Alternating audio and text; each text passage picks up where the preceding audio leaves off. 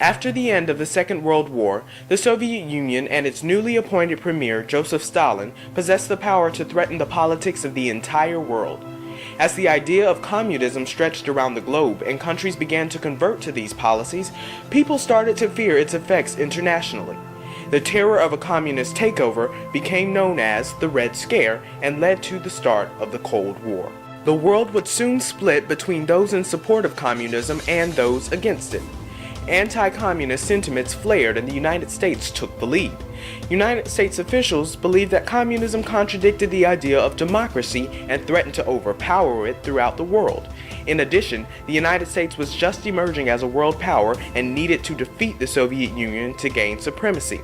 However, with recent advancements made in nuclear power, the United States and the Soviet Union both feared that any real fighting would result in worldwide catastrophe and destruction.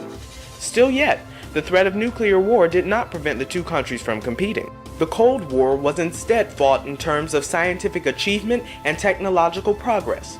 Any achievement made by the United States was not just significant for the country, but for all anti-communist supporters. With the importance of any major advance over the Soviets, the Cold War became the center of international attention. All eyes watched as the space race began in 1957. The advances made in outer space reflected the growing influence of communism and democracy in the world. As each country developed stronger space programs, the other was prompted to grow bigger and better. As a result of the two competing to outdo one another, the scientific field expanded dramatically and paved the way for further development in years to come. The efforts for each country to grow more rapidly than the other propelled space exploration and science as a whole, but represented the political strife of these nations as well. These strides were not done in vain, but in the name of liberty, independence, and democracy. On October 4, 1957, due to the power placed between the United States of America and the Union of Soviet Socialist Republics, our world was forever changed with the launch of Sputnik 1, the first ever man-made satellite to successfully orbit around Earth. The purpose of Sputnik was to place a series of satellites into orbit during the rare International Geophysical Year before America could do the same. The Soviet program responsible for carrying out this task is known as the Sputnik program. It was so secretive that the launch of its first satellite, Sputnik 1, wasn't announced until the day after it was sent into orbit. While the Russians were basking in their recent success, Americans half a world away were enraged. Even still, the United States was working harder, faster, and more efficiently to develop its own satellite. President Dwight D. Eisenhower had mixed emotions in response to Sputnik 1, challenging both the USSR and the United States. The launch of Sputnik 1 generated a different response from the rest of the world, however.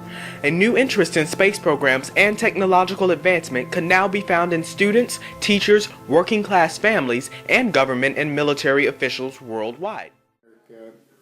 Realized that they weren't as advanced in certain areas as the Soviet Union was, and it encouraged science and math studies among the high school and college students at that time.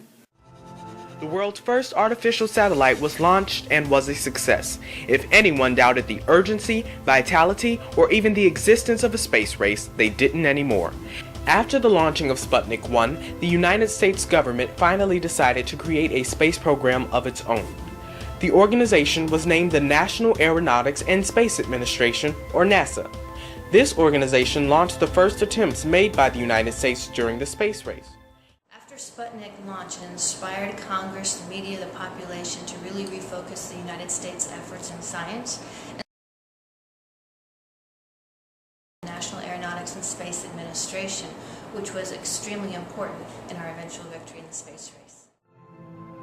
President John F. Kennedy fully asserted himself in the Cold War and space exploration before and during his candidacy. He campaigned against communism and the Soviet Union. Kennedy knew America could be great at space exploration, but he also knew that it needed a great, influential leader. John F. Kennedy was that leader. After his election in 1960, Kennedy shared his high hopes for the United States with the world. We choose to go to the moon. We choose to go to the moon in this decade and do the other things, not because they are easy, but because they are hard. They placed a lot of emphasis and a lot of financial backing into the space program. Under NASA, human space exploration started out with the Mercury project. Putting the idea of human space travel to trial, the Mercury project was the first human flight program in the United States. Project Gemini was the second human flight project created. Gemini was formed to learn and test certain human flight capabilities, such as obtaining inhabitants of space for a duration of at least 8 days and effectively being able to dock. The objectives of this project would make John F. Kennedy's dream a possibility. The Apollo program was created as the third human flight mission.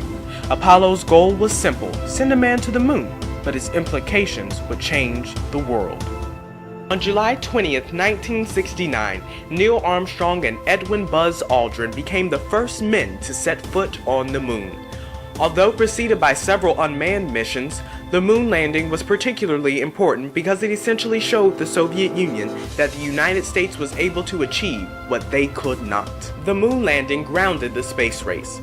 It was its most important victory, and it proved to the world that the United States was able to take on the seemingly impossible and win. Not only was it the effect of years of determination by the United States government, it also affected the remainder of the space race and science for years to come. Landing men on the moon was the beginning of the end of the space race because that was the unofficial goal of the space race. In 1961, President Kennedy announced that the goal for America would be to land men on the moon and return them safely to Earth.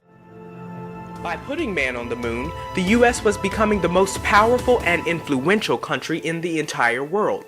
Their achievements put them ahead of the USSR in the space race and proved democracy was more powerful than communism. Democracy had finally become the status quo for most of the Western world.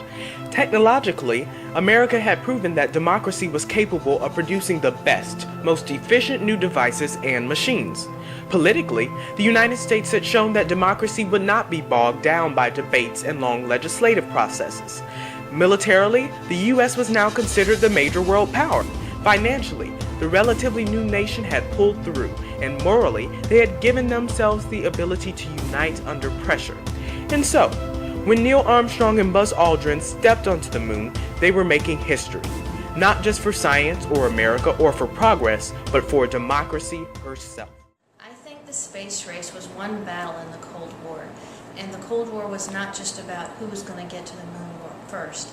It was democracy versus communism, it was socialism versus capitalism, and I think that landing men on the moon, which was the ultimate victory of the space race while under the flag of democracy, showed that the democratic way of life, the capitalistic society that we had, was a better way to achieve great things in science. The effects of the space race were manifold, and some are still felt today. Huge advancements in technology were made during the space race due to the large amounts of funding and political pressure given to aeronautics programs both in the United States and in Russia, the most enduring of which is NASA. The United States competed for democracy and won. The end of the space race marked the beginning of the true collapse of the Soviet Union.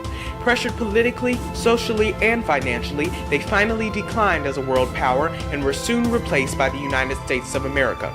About a decade after they closed their aeronautics program, the Soviet Union collapsed. Russia has never been as strong as it was during the Cold War and has never made as much advancement as it did during the space race. The space race has changed the political climate of the world, even collapsing one of the great world powers to emerge from World War II. It has supported technological and educational advancement worldwide. The world before the space race is completely different from the world after it. These individual elements have resulted in making the space race one of the most important turning points in modern history.